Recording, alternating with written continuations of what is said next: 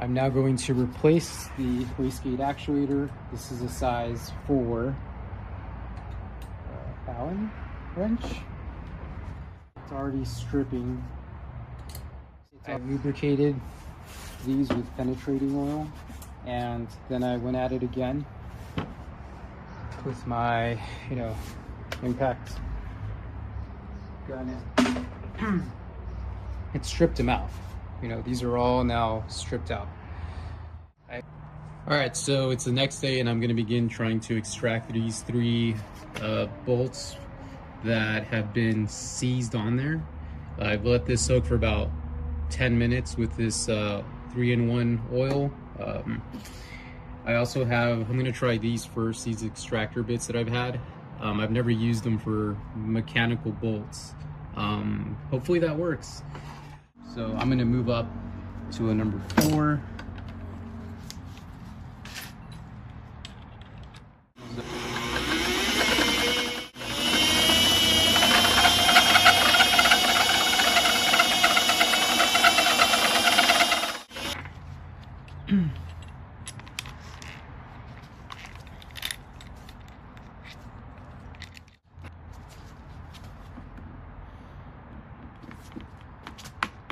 Okay, that caught. I'm just gonna go full, almost full. There you go, it caught. All right, repeat the process, 1 more to go. All right, 3rd bolt. Let's drill into this, number 4.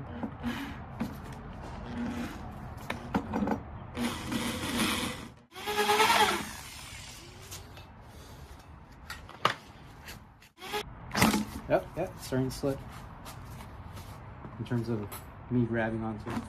Come on. There you go. Yes. Okay, so I'm over here at Ace Hardware and I found that this is an M6 and a 20mm is going to fit. So M6 20mm screw, size 4 Allen wrench.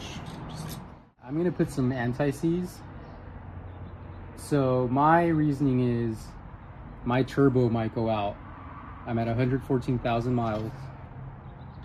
I might have to redo this again and remove the turbo. So this will be part of the steps. Obviously not this part, but definitely needing to remove the wastegate actuator and the turbo housing where the intake comes in. Okay. So these are snug. Okay. I'm now going to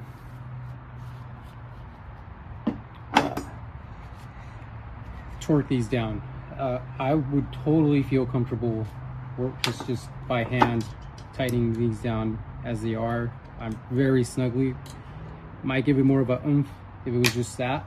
I would be completely comfortable with that. Again, anybody who wants the torque, it is 9 foot-pounds of torque for each of these bolts. I have a 20. The smallest setting on my torque wrench is 20 foot-pounds, so I do have a smaller wrench, but this is in inch-pounds, and the conversion to be around 9 foot-pounds is between 90 inch-pounds to 100 inch-pounds. So I'm going to go to 95. Okay. Okay. That is significantly much more tighter. 9 foot-pounds versus just hand. Look at that. Just the rotation. It's about another quarter turn. So this is what it should look like once you're complete. The arms down here. The bolts are going to come in from this entryway. 1, 2, 3, 4. All right, it's good to go. Took so long to just get to this position. Now we can start reassembling everything. Right, I'm going to just fit the housing back on, making sure the arm goes in, pulling back here, just making space for it. Being gentle that you don't clip the fan in the center of the turbo. I put the housing in, and the arm is stuck up here. It needs to be able to go underneath all that tubing. So I'm not going to be able to show you very well because of the angle, but you have to, hopefully by now, if you've gotten this far, you know what I'm talking about. You're going to have to run that arm through all that tubing. Make sure you get underneath, making sure that the O-ring, at least from the top, fits. All right, so that went well. Let me show you that arm that used to be visible has now been able to go in.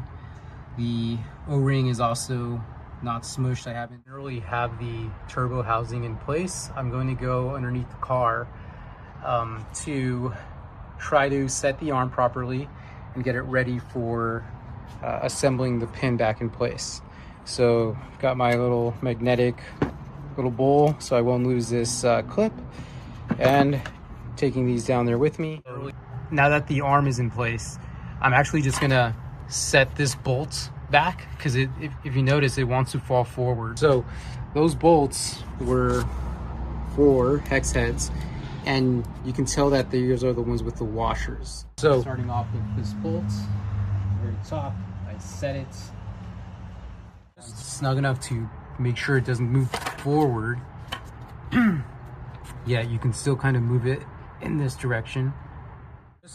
Okay, so I had to hand insert this bolt. I'm staring directly at the housing from underneath the car, and I'm trying to use a socket wrench to now get in there. I have snugly fit that 3rd bolt, and now I'm in the process of hand inserting the 4th bolt. I have tried to go behind these black tubes right here. There it is. See the entrance? And I am just starting it. That's the hardest part, just starting it to get into the thread. And once, okay, all 4 bolts of the turbo housing are in. I'm going to do the top, and then I'm going to do a bottom, and then I'm going to do another top, and then the final bottom, which is the 4th one. Let's connect this again.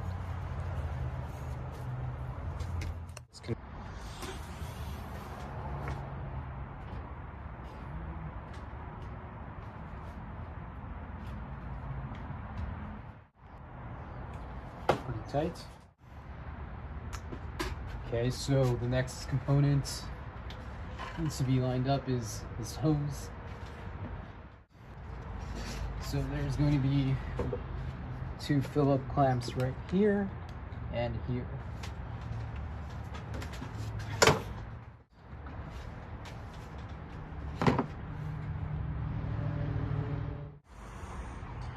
I'm reconnecting the electrical connection that goes to the right of the wastegate actuator.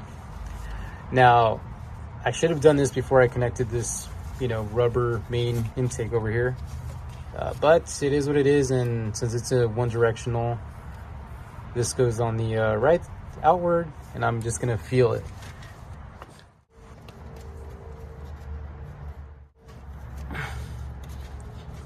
All right, I felt that click. Make sure you get the wire set on this tab. There you go. I need to connect the connection that's underneath the air intake.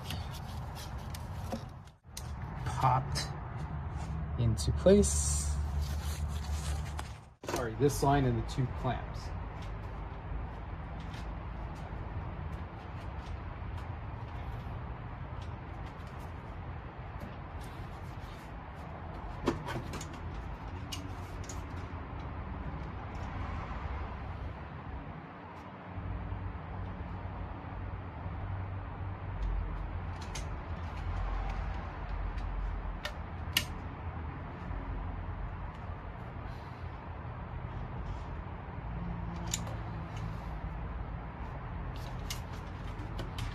So I'm now going through and doing a sanity check on all the pipes, especially the clamps. So everything is set and ready to go. Okay, now with all of these aligned in position, as well as the electrical connections, start putting, tightening these bolts into place. All right, so you can see how I'm starting off with this bolt. Very top, I set it. Okay, so had to hand insert this bolt. So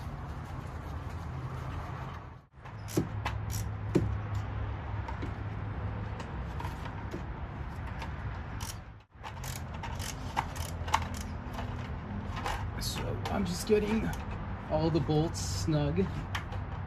I'm gonna go make sure it's even before I really apply some force. Right, now that I have the third and fourth bolts started, and coming in with a small 10mm ratchet wrench, and I'm gonna do these off camera, but repeat the process for the fourth bolts. Okay, this took forever, but I finally got that fourth bolt. So I tightened it, and then I went back and tightened the third from snug to tight, and I'm done here. All right, I'm gonna go back up top and tighten the top bolt. All right, so now I'm tightening the top bolts to, it's pretty tight.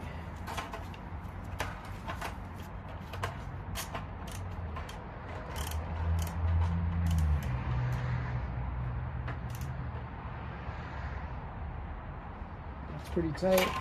I don't want to strip it. Right, I'm going to begin to put in the heat shield bolts. There's 3 of these.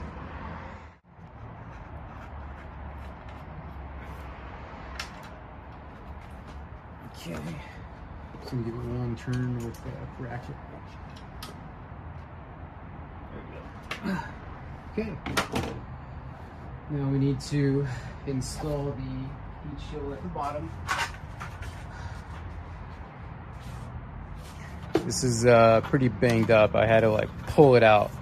So pretty straightforward in terms of these two being on the bottom, and it's just gonna be a fight. If it was a fight to take these out, it's gonna suck putting this back in.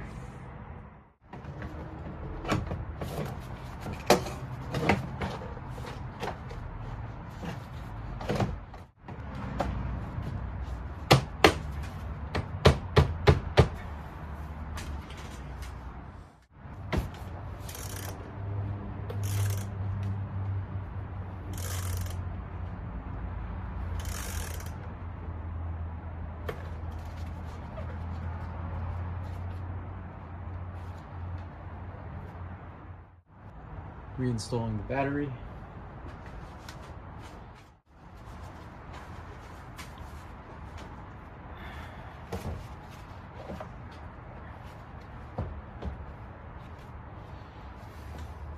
Look at the bracket. This uses a 12mm X-fit. Okay.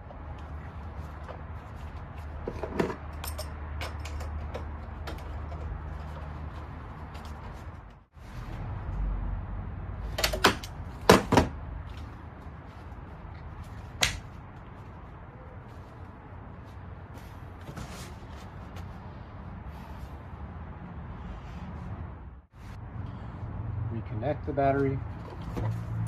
This uses 10mm X head.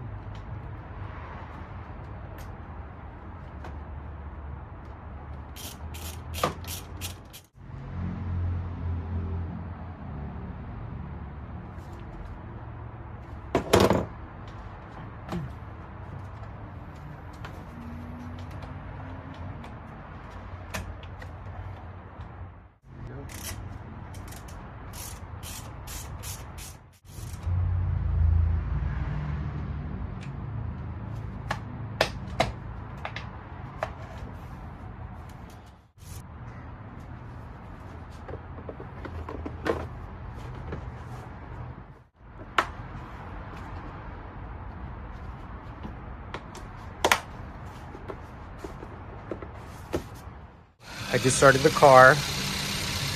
Nothing out of the ordinary.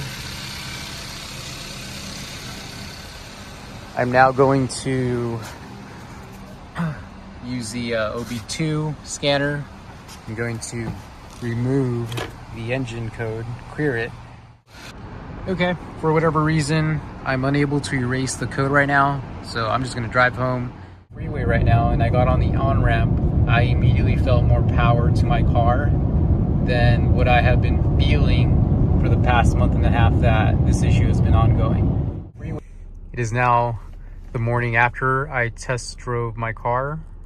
I drove it about 16 miles and the engine code has disappeared.